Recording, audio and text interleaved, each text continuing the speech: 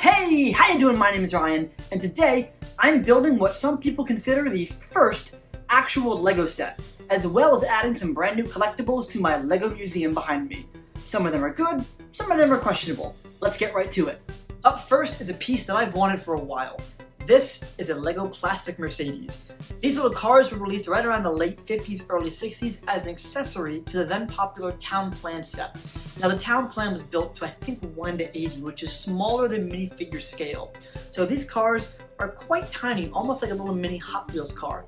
But even though they're small, they still have some room for some great detail. There's some extra texture on the chairs, a nice white steering wheel, a little Mercedes insignia on the back of the trunk, nice bumper detail, and Lego, of course, has their logo on the bottom of the car. Now, these little mini cars used to come in these small plastic, almost garages. However, the auction that I won didn't include that. And those could actually be really expensive, so I'm kind of glad I didn't get it. But I might later on if I find the right price for it. Outside of the wooden blocks and yo-yo, this car was one of the non-building block toys from Lego that I really wanted to get my hands on. So I'm quite glad I won that auction. Next up is a piece that isn't even mentioned in the Lego book, but growing up, I had these sets. This is Jack Stone. Jack Stone was released in 2001 and acted as a middle ground between the then-released Creator series and Duplo. While the pieces themselves in the set were the exact same size as Lego, the minifigures were much larger and more detailed, as with Jack here. Now, theme-wise, Jack was really a civic duty type of figure, with him taking on roles like firefighter, policeman, coast guard, and worker. Now, the series only lasted for 2 years, ending in 2003, and then replaced by the 4+ line, which is very widely used today. However, I think Jack is an interesting case study in that it's trying to blend the lines between Lego and Duplo. So, was Jack Stone a success?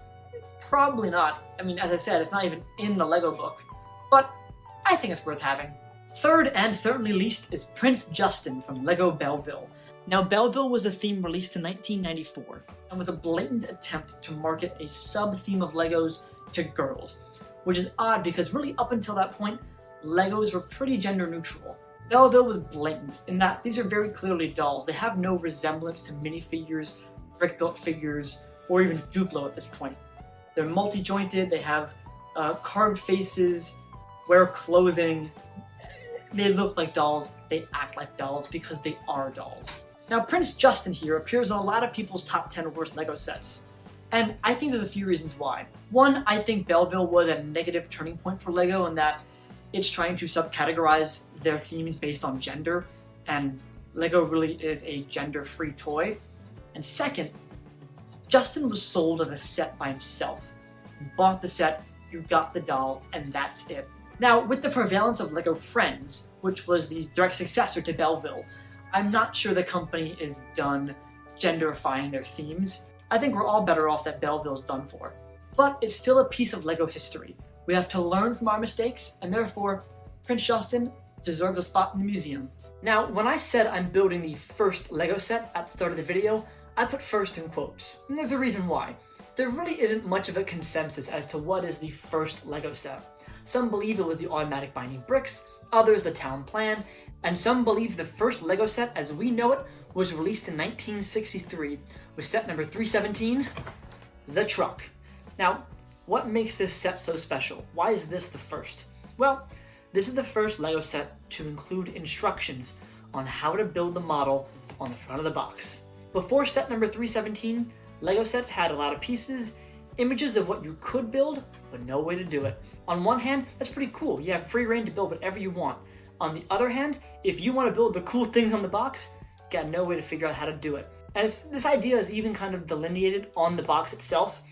It's called Lego Model Maker, and below that it says complete building instructions inside. So for my money's worth, set number 317 is the first real Lego set. And the price I paid for this set kind of agrees with that notion. So let's build it.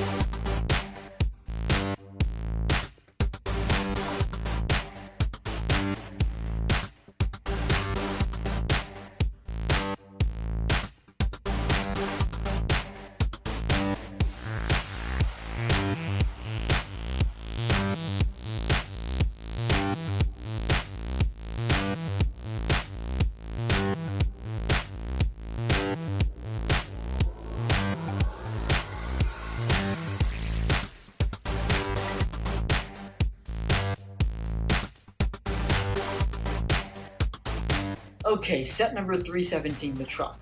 This is a real experience of a build in that it was really unnecessarily difficult. I'll put the instructions on screen so you can see it, but there are 8 steps for this set.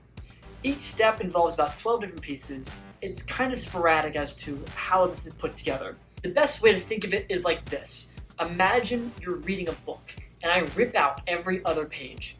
Well, the book presumes you have the information on those pages, but you don't, you haven't read it. That's what building this set was like. The set was presuming you know what comes next, and is skipping parts of it. As for the set itself, there are some really nice elements to this. I think the front has a really cool look to it. It's this little brick-built curve.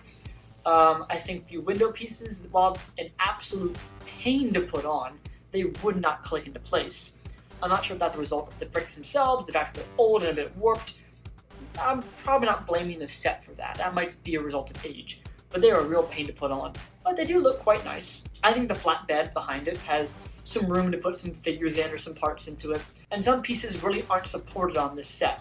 This black 3x2 right here falls off really easily. And there's no way to fix it. It's only attached to this white base, and it's not staying at all. So is this truck a good set? Not really. As for the first instructions, they're really hard to follow, confusing, and they leave me more bewildered than informed as to how to build this truck. But the idea of buying a kit with the pieces and instructions to make a certain model, well, that's the LEGO we know and love today. So even though number 317 isn't really a good set and was a really poor building experience, I think it absolutely deserves a spot in the LEGO Museum, and in my eyes, is the first real LEGO set. And as always, if you like this video, be sure to subscribe to the channel, and thanks for watching.